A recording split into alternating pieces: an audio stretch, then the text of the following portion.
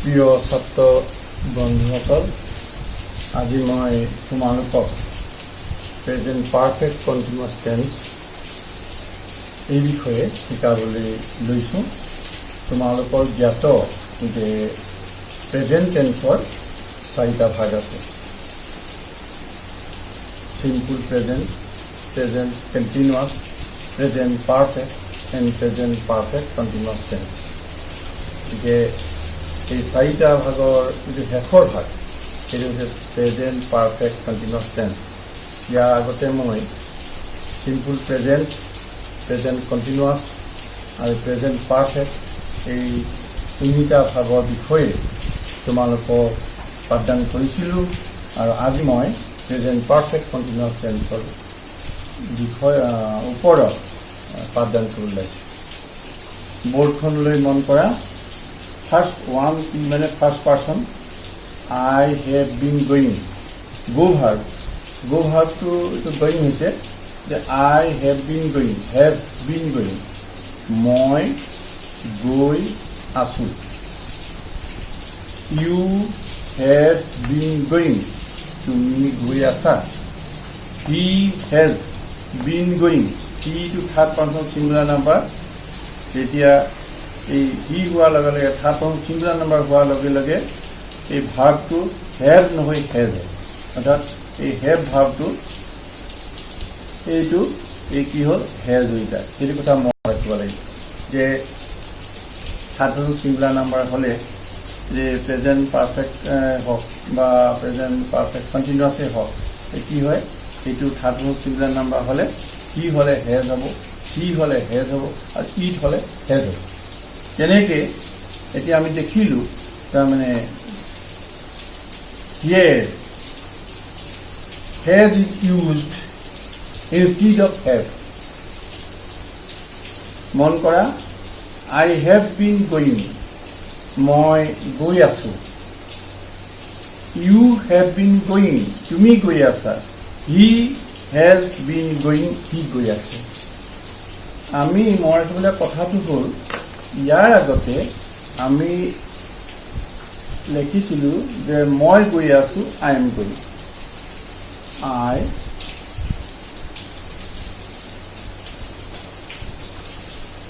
মই গৈছোঁ বা মই গৈ আছোঁ। এইটোতো কোৱা হৈছে আই হেভ বিন গোয়িং, মই গৈ আছোঁ। এই দুইটাৰ মাজত এটা পাৰ্থক্য আছে যে আই এম গোয়িং, মই গৈছোঁ, কেতিয়াৰ পৰা গৈছোঁ, কোন সময়ৰ পৰা গৈছোঁ, ৰাতিপুৱাৰ পৰা গৈছোঁ নে মই 5 বজাৰ পৰা গৈছোঁ, কোনো উল্লেখ নাই আৰু নাথাকে। চিম্পল প্ৰেজেণ্টত সাধাৰণতে নাথাকে। তাৰমানে মই কেইটা বজাৰ পৰা গৈছোঁ, 5 বজাৰ গৈছোঁ নে 6টা বজাৰ পৰা গৈছোঁ নে ৰাতিপুৱা গৈছোঁ, দুপৰীয়া গৈছোঁ নে গধূলি গৈছোঁ, উল্লেখ নাথাকে। মৰ্ণিং, ইভিনিং, নুন, আফটাৰনুন এইবিলাক মানে নাথাকে। কিন্তু আই হেভ বিন গোয়িং, তেতিয়া কিন্তু মই গৈছোঁ মানে ৰাতিপুৱাৰ পৰা গধূলিৰ পৰা আবেলিৰ পৰা 5 বজাৰ পৰা 6 বজাৰ পৰা এই কথাত থাকিব। এটা নিৰ্ধাৰিত এটা সময় থাকিব, নিৰ্ধাৰিত এটা দিন থাকিব বা বাৰ থাকিব। সেই কথাতেই মনত ৰাখিব লাগিব যে আই এম গোয়িঙত কোন বাৰৰ পৰা গৈছোঁ, কেতিয়াৰ পৰা গৈছোঁ বা কোনটো সময়ৰ পৰা গৈছোঁ সেইবিলাক উল্লেখ নাথাকে। কিন্তু present perfect continuous tense, present perfect continuous tense, এই প্ৰেজেণ্ট পাৰফেক্ট কণ্টিনিউৱাছ টেন্সত কি থাকে, নিৰ্দিষ্ট এটা সময় দিয়া থাকে। বোলে মই ৰাতিপুৱা 5 বজাৰ পৰা গৈছোঁ বা মই ৰাতিপুৱাৰ পৰা গৈ আছোঁ বা মই 7 বজাৰ পৰা কিতাপ পঢ়ি আছোঁ, এনেকুৱা হয়। আই হেভ বিন গোয়িং, এইকেইটা মনত লৈছে তই, I have been going, you have been going, he has been going. এই বহু বচনত এইটো আইটো উই হ'ব, আই হেভ বিন গোয়িং, আৰু ইউটো উচ্চাৰণটো you have been going, you have been going.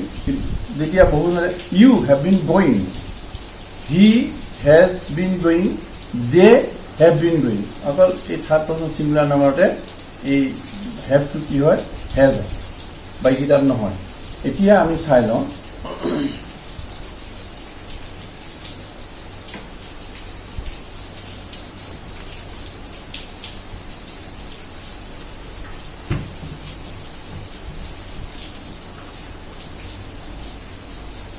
I have been reading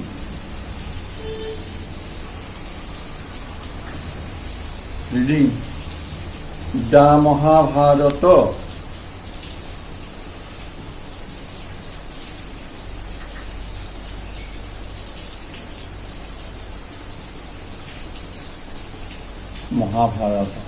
I have been reading the Mahabharata. Mahakabya গতিকে ইয়াত দি আৰ্টিকলটো লাগে Mahabharata. I have been reading the Mahabharata since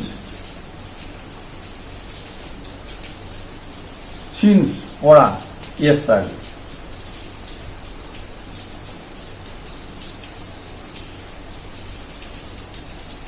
তাৰমানে মই কালিৰ পৰা যোৱাকালি নহয় অসমীয়া বহুতে কৈ থাকে যোৱাকালি নহয় কালি অৰ্থাৎ কালিৰ পৰা আই হেভ বিন ৰিডিং ব্যাকৰণিক শুদ্ধতাত লাগিব আই হেভ বিন ৰিডিং মই পঢ়ি আছোঁ দ্য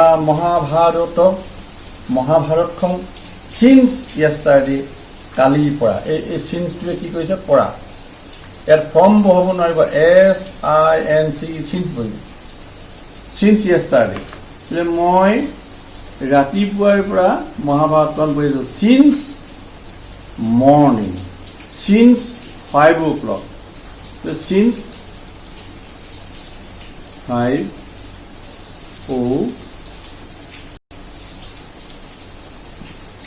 o'clock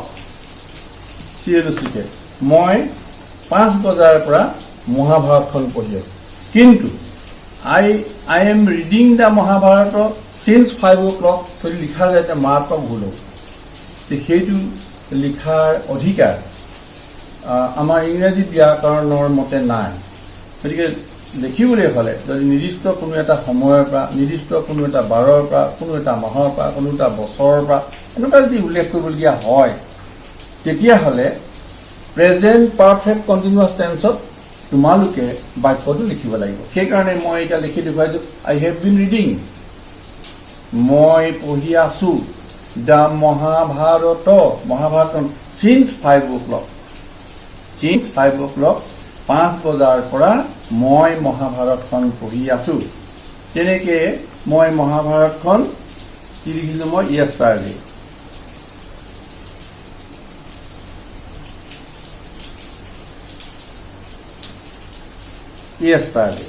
মন কৰা yesterday আছে yesterday মানে কালিৰ পৰা কিন্তু বহুতে কৈ থাকে যোৱাকালিৰ পৰা যোৱাটো গ'লেই কালি মানে অতীত হ'লেই তাত যোৱাকালি অহাকালি প্ৰশ্ন নাই অসমীয়া ব্যাকৰণৰ মাৰাত্মক ভুলেই আই হেভ বিন ৰিডিং মই পঢ়ি আছোঁ দ্য মহাভাৰতখন চিন্স য়েষ্টাৰডে কালিৰ পৰা মই মহাভাৰতখন পঢ়ি আছোঁ এনেকৈ তুমি কালিৰ পৰা মহাভাৰত যা এইটো ইউ লগাই দিলে হ'ল you have been reading the Mahabharata since yesterday আৰু যদি লগাই দিয়া বোলে হি তেতিয়া কি হ'ব হি হ'লে হেজটো নাইকিয়া হৈ যাব হি হেজ এইটো হি পৰিৱৰ্তে কি হয় হেজ বহিব he has been reading the Mahabharata since yesterday he has been reading এই পঢ়ি আছে দ্য মহাভাৰত চিন্স য়েষ্টাৰডে এনেকুৱা ধৰণে ক'ব বোলে হি has been reading his text book he has been reading the English language he has been reading the English language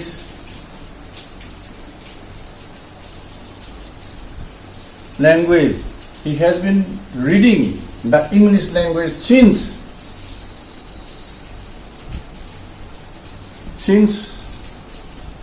morning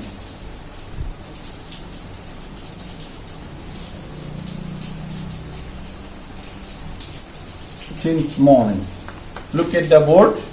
He has been reading. He has said the English language, English bhasha since morning. Ratipuar pa. A language of the English language D to language. The article must be used before English language. English language are D to language. This must be written before the English language English এটা বিশেষ ভাষা এটা গতিকে হি has been reading the English language since morning তেনেকৈ এইটো C হ'ব পাৰে C হ'লেও কি হ'ব হেজ হ'ব She has been reading the English language since morning. Ba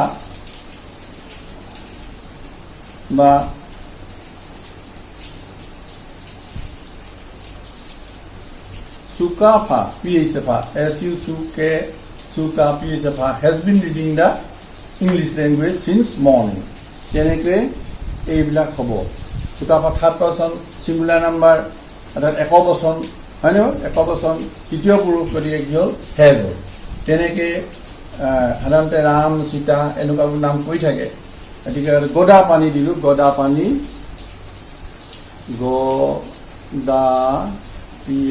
গদা পানী হেজ বিন ৰিডিং গদা পানী has been reading the English language since morning এনেকৈ মানে এই বাক্যবোৰ তৈয়াৰ কৰিব লাগিব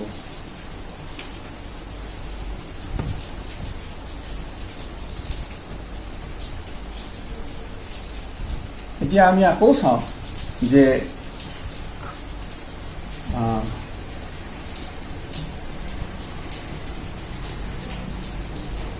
Sukafa is reading.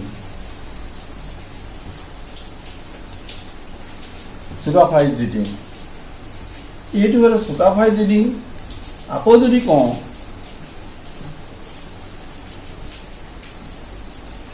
Sukafa has been reading. Has been reading. দুটা কথা Sukafa পঢ়ি আছে Sukafa is reading. Sukafa has been reading. Sukafa পঢ়ি আছে এই Sukafa is reading ইয়াত কিন্তু since নহ'ব since morning নহ'ব ভুল হ'ব মাৰাত্মক ভুল হ'ব গতিকে আমি এইটো নাকচ কৰিছোঁ Sukafa is reading ইয়াত নিৰ্দিষ্ট সময় নাথাকে ৰাতিপুৱা গধূলি দুপৰীয়া বা 5টা বা 10 বজাৰ বা দুপৰীয়া নাথাকিব কিন্তু Sukafa has been reading since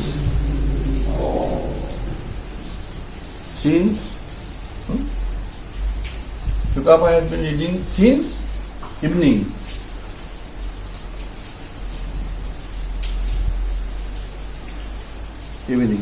এনেকৈ হ'ব গতিকে দুটা মাজত পাৰ্থক্য আছে he is reading he has been reading এইবিলাকত পাৰ্থক্য আছে এতিয়া আমি দেখিলোঁ 1 নম্বৰ বাক্য এইটো 2 নম্বৰ বাক্য The first sentence Sukafa is reading Sukafa পঢ়ি আছে বা পঢ়িছে Sukafa has been reading Sukafa পঢ়ি আছে since evening সন্ধিয়াৰ পৰা তেনেকৈ আনটা বাক্য আমি লওঁ যে সিহঁতে খেলি আছে সিহঁতে খেলিছে বা খেলি আছে They are playing সিহঁতে খেলিছে এতিয়া সময় ইয়াত দিব নোৱাৰোঁ ৰাতিপুৱা গধূলি দুপৰীয়া আবেলি কিবা সময় দিব লাগিলে বা কালিৰ পৰা এনেকুৱা যদি লিখি দিওঁ তেতিয়াহ'লে মাৰাত্মক ভুল হ'ব গতিকে আমি লিখিব লাগিব সময় উল্লেখ কৰিলে মানে they হ'লে have been playing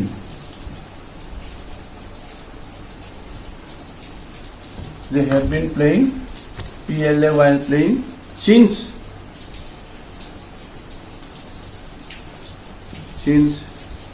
PO clock এতিয়া they have been playing তেওঁলোকে খেলিছে বা সিহঁতে খেলি আছে since 3 o'clock মানে 3 বজাৰ পৰা কিন্তু they are playing সিহঁতে খেলিছে they are playing in the field you may write in the field কিয় পায় এইটো বাক্য দীঘল হ'ব পাৰে কিন্তু এটা সময় দিব নোৱাৰে we can't mention time or date or any time কিন্তু আমি কি হলে দে have been playing since 3 o'clock এটা নিৰ্দিষ্ট সময় দিছোঁ 3 o'clock সিন্স পৰা খেলি আছে গতিকে এইকেইটা কথা মনত ৰাখিলে হ'ব গতিকে they are playing in the field আৰু they have been playing since 3 o'clock মাজত যিটো পাৰ্থক্য আছে সেই পাৰ্থক্যটো মই ৰাখিব লাগে আৰু বাৰে বাৰে বাক্যকেইটা লিখিব লাগে you must write several times both sentence. One is they are playing in the field. Another is they have been playing since morning, since evening, since 3 o'clock, etc. As the